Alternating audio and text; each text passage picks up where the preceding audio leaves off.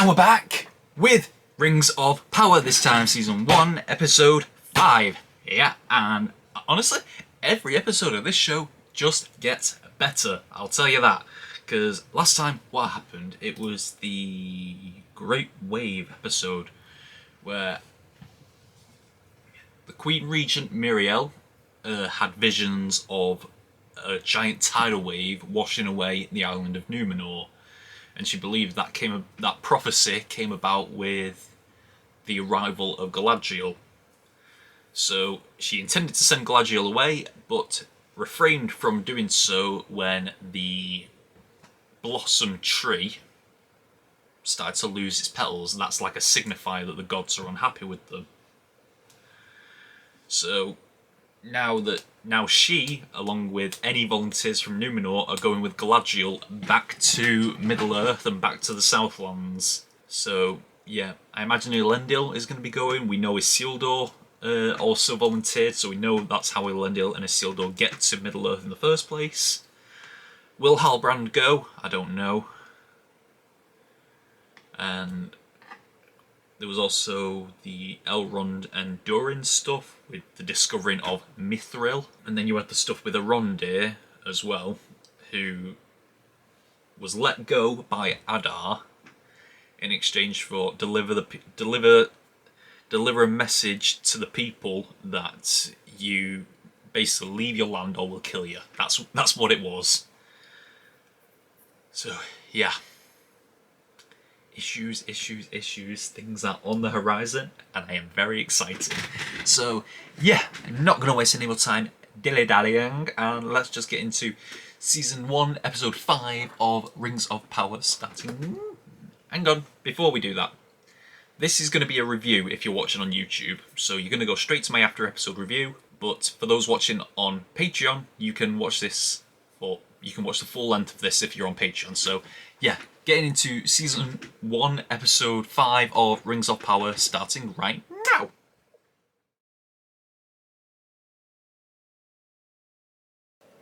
Yes, this episode, so good. You know what? With stuff like Ben 10 and Spider-Man, I usually forget it's only 20 minutes, so I'm usually thinking like, oh, I wanted more at the end of that. But these... It's not exactly the other way around, but it just keeps going, and I expect it to end. I'm just so happy when it keeps going. Like, every time I think it's going to end, it moves on to the next scene. I'm like, oh, there's more! Yeah, an hour and 10 minutes. The longest episode yet. Well, hour 12. The longest episode yet. And bloody hell did it feel like it. I got quite a few notes down. And even then, I didn't write a note for every single scene. But let's go through the stories. Okay, so there was Nori's and the Strangers. There was Arondir's and in the tower and everything. There was Galadriel's and there was Elrond's. We'll start with Nori's. First. So, yeah, we missed off last episode with her. We didn't have a last episode. But, yeah, carrying on with the migration. Had a little travelling montage of them going across lands whilst Poppy is singing a song, a beautiful song. So yeah, the stranger is just helping them through it all. When it was showing them travelling across, I liked them showing them travelling across the map. When it said the Grey Marshes though, is that the Undead Marshes? Like, I imagine they might be close to the Southlands. But if that's the Undead Marshes, because it looked very barren. But apparently it's not supposed to be barren that time of year. Apparently the trees are supposed to be blossoming, or should we say. But I imagine that stuff with Sauron's and the Orcs is doing at the Southlands. Because everything seems to be dying. And yes... the same wolf prints again. I wonder if those are the same wolves who we saw in the first episode. Because we saw a wolf in the first episode sniffing at Nori's footprints, the Hobbit's footprints in that, well, the Half-Foot's footprints in that little garden. So is this the same wolf that has tracked them? And just the gossiping old women thinking that the reason behind the forest dying is the stranger, saying it's his fault, and saying like, how cruel do you have to be? Leave them behind so they can fend for themselves. To the Brandyfoot family. Leave them behind to die. But yeah, I guess she's not going to be saying that anymore, because when Poppy, Nori, and that same old woman, the sick old woman, were set upon by the wolves, that's when the stranger came in and showed a bit of his power. A little bit of his power. He's got to be a wizard. He's either Gandalf or he's Saruman. He's one of the two. But which one? But yeah, he showed a bit of his power when he smashed his hand down on the floor. It created like a shockwave, but yeah, also created a shockwave on his arm as well, because he was bruised to fuck. I love the mystery behind him, behind this guy.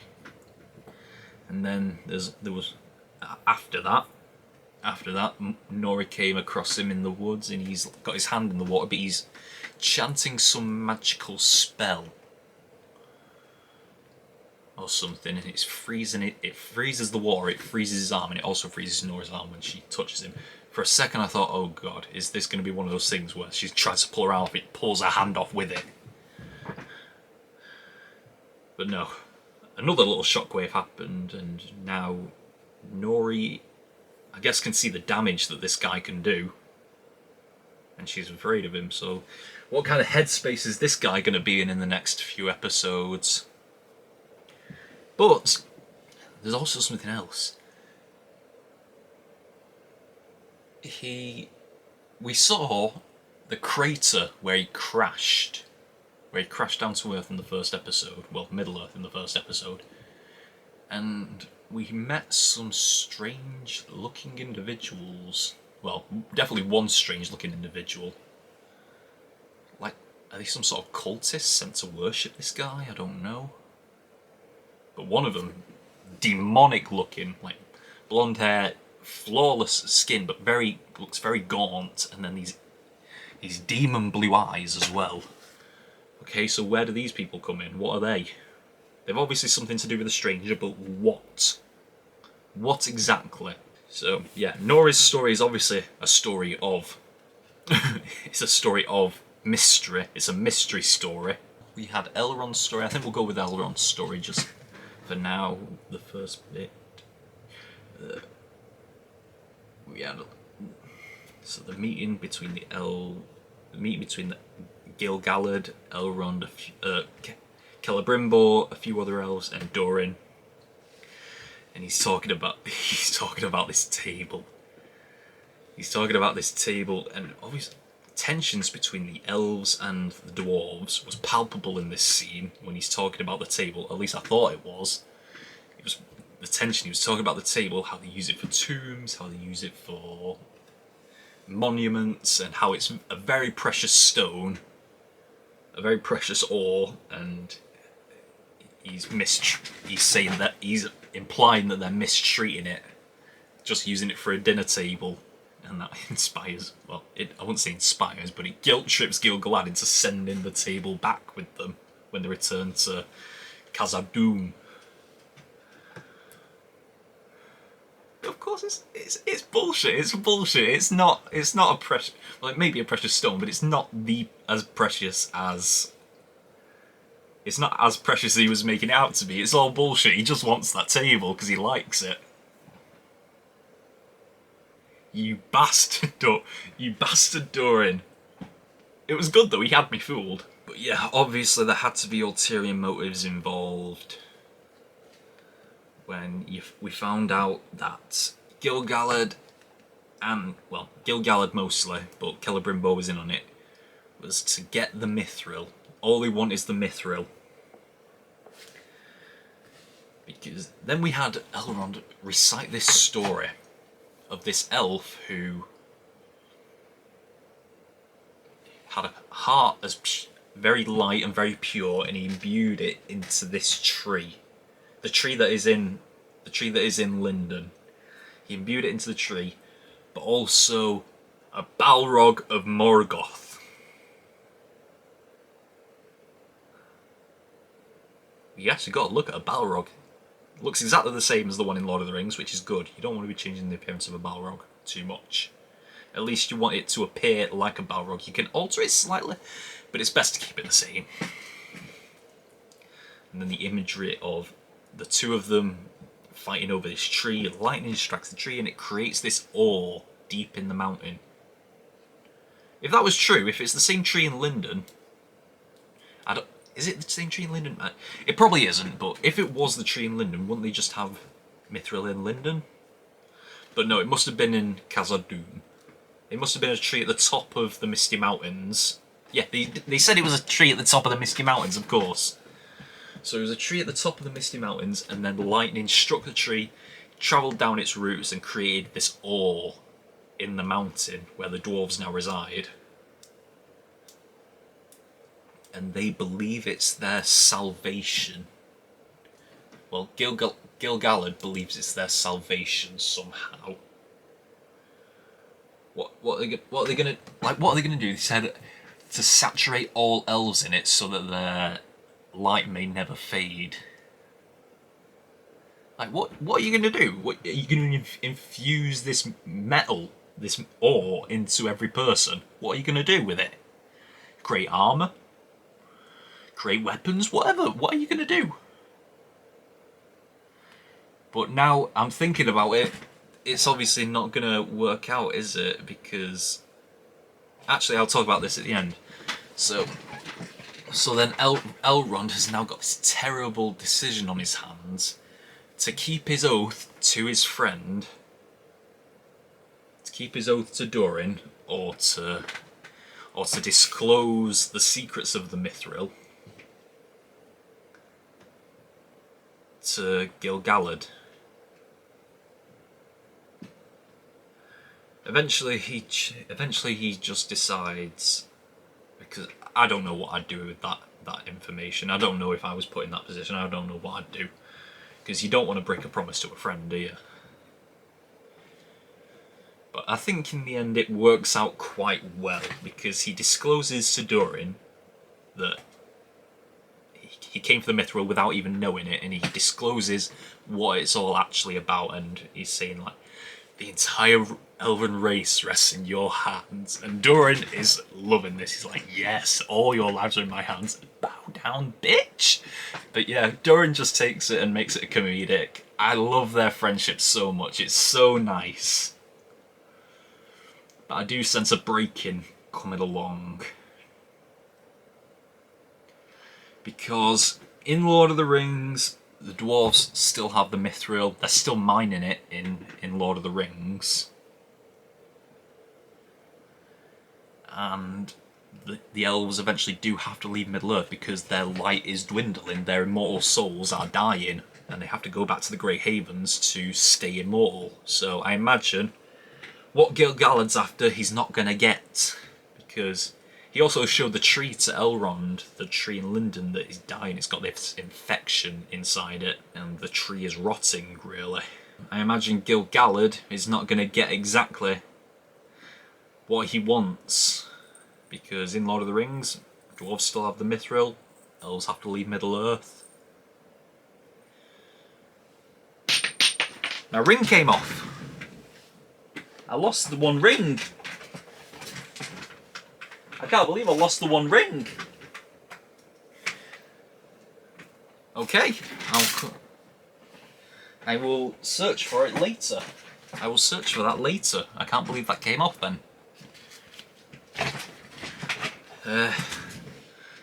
So, yeah, it all kind of ended on a comedic note and a more hopeful note, despite the dread of the heartbreak on Durin's face when Elrond deceives him. But it all ended in a more hopeful way. Whether that still remains the case, I don't know. The second to last one was the Arondir story in the Southlands, and with Bronwyn, with Theo, with Waldrig, and with Rowan, with Adar as well. So it seems like Adar is a cross. He's not really a cross. He's transitioning between elf and orc, because the orcs used to be elves before they turned into what they are, and they can't go in the sun. But Adar can, so he seems to be still in the transitioning phase between elf and orc. And he said, like, once the light fades, he'll finally transition into a full orc. And whether he's happy about that transformation or not is still to be determined, because he seems to like the feel of the sun on his face, and he doesn't appear to be happy that soon he won't be feeling it anymore. So, yeah. But then we go to the tower, where Bronwyn is trying to persuade the people to stand and fight against the orcs. And for the most part, it works out, because a lot of the people want to fight. They put their hands up, they want to fight, until Waldreg butts his head in, saying that they don't want to. He doesn't like, we shouldn't be fighting because we'll all end up dying. But if we surrender to them, if we kneel to them, we'll survive. And then he leads an exodus out of the tower, back down to the town, taking Rowan with him, as well as half of the villagers. So now the people who stayed have got less of a chance than they did before. They've got half the chance they did before. Yeah, eventually when he leads them down to the village, because it took us a while to come back to that storyline, but yeah, he leads them down to the village. And Waldreg tries grovelling at Adar's knees, trying to serve him. Well, saying that he'll offer his service to Sauron or whoever. I don't think Adar is Sauron, because it doesn't make sense. But then he orders Waldreg to kill Rowan, and I'm happy that I don't have to see Rowan's face again. Yeah, this is what he left that tower because he didn't want to die, and then as soon as he gets back down to the tower and starts kneeling, bang, you're dead. I mean, we didn't see a body, but they're not going to show an old man slitting a kid's throat. So I imagine he's dead. I wonder if he got him to kill anyone else as well. Are all those villagers now dead? Because when they were marching at the end, I only saw orcs. Meanwhile, back up in the tower, a little bonding between Arondir and Theo. So Theo tends to have lost that bit of Darksider that he had. No, not talking about Star Wars here, but a little bit of that darkness that he had. Like, he doesn't appear to be as angry anymore, and there's an understanding now between him and Arondir. And he chose to disclose to Arondir about the blade. Well, I thought it was a blade, but it turns out it's a key or something. But back to that moment with Arondir and Theo, it was a nice moment. It was like Theo saying, like, you've spent so long just watching us, listening to our whispers, checking to see how sharp our knives are. Why do you care now? And he's saying, like, because I've spent so long here, I've learnt the voices of those people whispering, and I've learnt the intentions behind those people who sharpen their knives, and he trusts people. He has a lot of trust in a lot of them now, which the elves who were here originally, like the Watch Warden and the others, they didn't have that trust. Half the people left, but half of them stayed. He's more of a glass half full kind of person. But yeah, then Theo tells Arondir about the blade, but it turns out it's a key or something. I don't exactly know what that statue was. But whatever it is the tower and the key are what the orcs want. It's what they want, and that's what they're coming for. And then Bronwyn starts to lose her hope as well. She starts talking about we should surrender to them and everything, out in public when everyone can hear them as well. Like, these people just stayed by your side. They chose to stay by your side and fight, and now they're hearing you talk about that.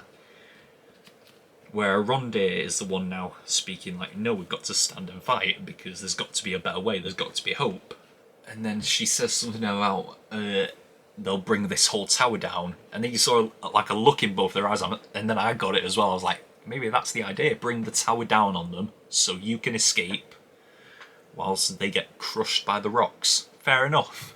Oh, when they look out into the distance as well in the night and you can see all the lanterns, that's got to be a terrifying thought. Like you're looking down at that and you see all those lanterns that are alight and think every single one of them is going to try and come to kill you. It's terrifying, and then you see even more of them joining the town. Like you see trails of the lanterns joining the town, and they're all marching towards you.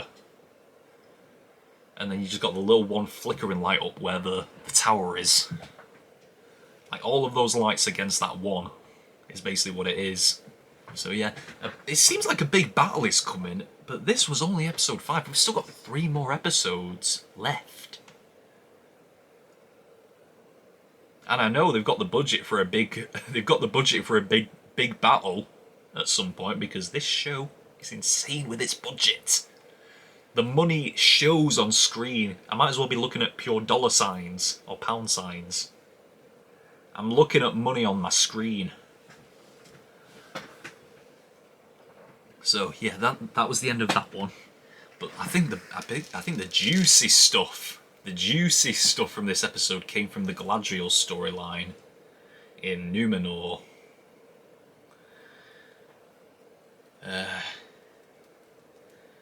Yeah, with Galadriel, Halbrand, Elendil, Isildur. I don't know what that Miriel's cousin and his son. I don't know what they're the people who were after like gaining control in stuff of Middle Earth. But yeah, it was all very complicated. All pretty complicated, but you can follow along with it quite easy. I just didn't like how at the beginning Galadriel was like, well, Miriel was like to Halbrand, Galadriel has told us that you want to go back home, you want to unite your people, you want to lead this expedition. He's not said that. He has not said that once at all. All he's said is that he doesn't want to do that. He doesn't want to go home. He wants to stay in Numenor, where he can live a life in peace. And Galadriel is just making all his decisions for him. So that was bad. Very bad. And then there's the stuff with... But eventually we got... It's hard because with the Galadriel storyline in Numenor, there's a lot of different moving parts. It's a more difficult story to follow. It's still a great story and it's easy enough to follow, but when you're talking about it like I am, it's harder to talk about, because what came next? Did the Miriel part come next? Did the Isildur part come next? Did Elendil come next? Did the Senator come next? Whatever the Senator is, but I mean the Senator, the guy who is basically second in command to Miriel and his son, whatever. It's harder to follow that storyline because there's so many moving parts to it. Of course, there's people who don't want to. Of course, there's like people who are not on board with the idea of following this elf back to Middle Earth. Because honestly, I'm not saying well. If I was there, I'd kind of be with them. I'm thinking like, why would you ever leave this place? I mean, you think that the whatever darkness is going over in Middle Earth, you think it's not going to reach you, but the inevitable truth is that it will eventually. Just they don't believe that. So obviously, there's people who are resisting, like Elendil's daughter, and I'm just going to call him the Senator. Whoever the guy is with the beard who follows Miriel. I'm just going to call him the Senator. But his son, the Senator's son, he's also against it, and he tries convincing his dad, like saying, "Don't go to war. Why are you following this elf's orders?" He wants to keep things the way they are. Obviously, the Senator, he's got ulterior motives. He's saying, like, he's not following elf's orders. But when they get to Middle Earth and they defeat the evil, because he thinks that's as easy as he thinks it's going to be that easy. He's saying, when we defeat this evil, we're going to put in place a king in the Southlands. The people of Middle Earth will worship this king, and that king will be in debt to us. And all of the resources that Middle Earth can produce. So he sees it as a way of expanding Numenor's empire, which sounds kind of shady, but at least he's still going to go to war. At least he's still offering his soldiers. At least he's still on board with the idea of going to Middle Earth, even if his reasons are a little bit shady. Meanwhile, Muriel is in the tower talking with her dad, saying that we're going to do what you've always wanted. We're going back with the elves. We're going to go to Middle Earth. And then the dad just... No, don't go to Middle Earth. So it seems like the only person who can convince... The only person who's telling Muriel to go back to Middle Earth is Galadriel, because I don't think Elendil has that much sway with her. But the Senator is telling her no. Her dad is telling her no. Galadriel is telling her yes. And I'm amazed that she's actually still going. If she is still going. I didn't see her on one of those ships, but she seems to be part of the expedition. She was wearing the armour. I guess she is going. But why? Meanwhile, Isildur is facing a bit of a dilemma with Elendil, because Elendil is still disappointed in him for getting himself disbarred from. He's getting himself disbarred from the Sea Guard, saying that all these people who are going, they've all got qualifications to go. Like, they've tried serving their country. All you've ever done is run away from your responsibility, and that's why you're not going. So it was just a story. It was just a story for this episode, really, because Isildur volunteered at the end of last episode, so you thought, oh, he's just going. But it seemed he still had to prove himself one last time. And even after Isildur tried convincing his friends, like saying, you get one hit on me. You get to hit me once because of the fight last episode. You get to hit me once, and will you try and get me on the guard? His friend's like, get 3. Like, no, you get 2. And he's like saying, wait, I don't want to. And then he just gets battered. He only gets battered with 2 hits. But yeah, still. And even after that, he doesn't get a place. So then he tries sneaking on board. He tries stowing away. Where then you get the Senator's son, who is trying to... Well, he does sabotage the ship, but obviously he had more to go. He had more on his mind than just one ship. So he tried sabotaging the ship and burning it to the ground. Well, burning it into the sea. But then... I would have liked it if Isildur had managed to get the lantern off of him and report him or something. And then Isildur would have been hailed as like, you stopped this ship from being burnt, you served your country, you can get on the ship.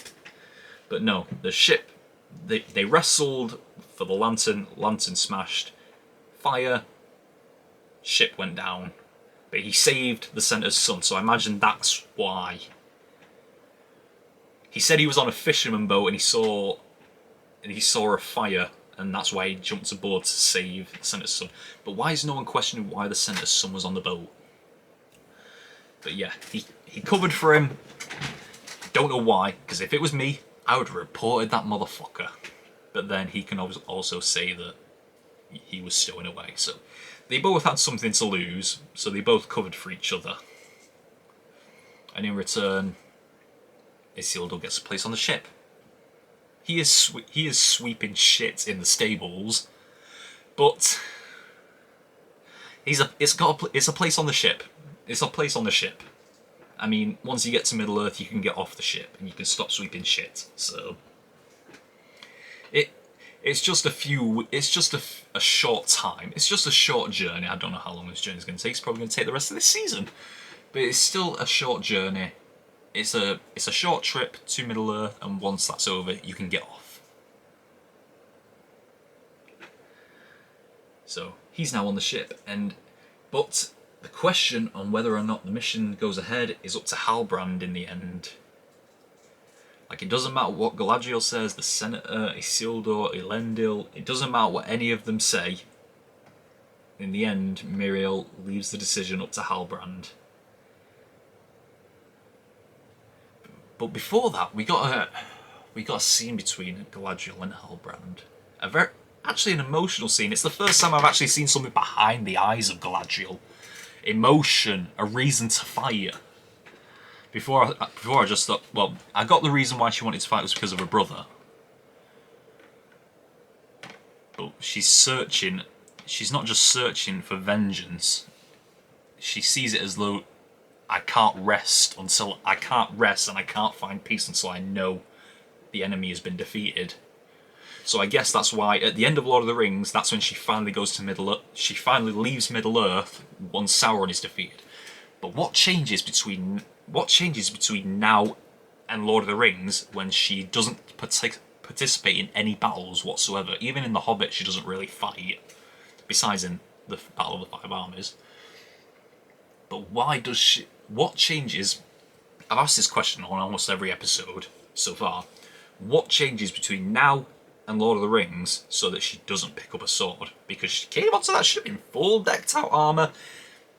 I mean, Miriel came out in armour, Halbrand came out in armour, Elendil, Isildur, all of the people, they all came out in awesome looking armour, ready to go to Middle-earth. But yeah, just the scene between those two, where Halbrand also revealed that he has done terrible things. It looks like because it was also showing the scene of the villagers kneeling to the orcs. Does that mean that he once served the orcs? Did he once stand alongside the orcs? And did he betray his people to serve the orcs, to survive? If so, will he be welcomed as a king back in the Southlands? Interesting. But also, a scene earlier on that I've got to talk about. The fight scene between Galadriel and all of the recruits.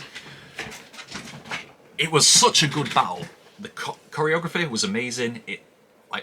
When you have multiple people versus one person in a fight scene, especially a sword fight scene, it's very hard to make it look like there isn't people just standing around whilst one or two of them attacks the other one. Whilst two of the crowd attacks the one, it's hard to make sure that the other people still have something to do. But it looked like Galadriel was handling it quite well. No one looks like they were just waiting around to attack. The way they shot it and everything, it made everyone look busy. But I would have loved it if she beat all those recruits and Isildur was the only one who could get a hit on her, because Galadriel and Isildur have yet to still properly meet each other. Isildur has seen Galadriel. I don't know if Galadriel has seen Isildur yet, but I would have liked it if she beat all those people and Isildur was the only one who could get a hit on her, and that was his way onto the boat. I would have loved that. I would have loved that a lot. But in the end, we got what we wanted. Isildur's on the boat. Eventually it's all just left up to Halbrand whether or not he goes. And he decides to, because you got the image of him throwing the medallion thing onto the table, signifying that he doesn't want to go. And then you hear the footsteps fading away, and then out of nowhere, hand comes and snatches it back. He's going back. He's accepted that he's a king. He's got to lead his people. Whether or not that happens, I don't know. But yeah, expedition goes ahead because Halbrand says so. Yeah, a wonderful episode. Now the expedition is off. We're heading to Middle-earth. Godspeed. Yeah, where do I rank this episode? You know what? There is no question about that. Every episode has gotten better so far, I think. This goes up to the top. I think every episode has gotten better so far. Let me just check episode 4 again. Well, let me just check my reaction to episode 4. Where did I put? Yeah, every episode has just gotten better so far, and this one was no exception. It goes straight to the top. So 5, 4, 3, 2, 1. Every episode has just gotten better so far.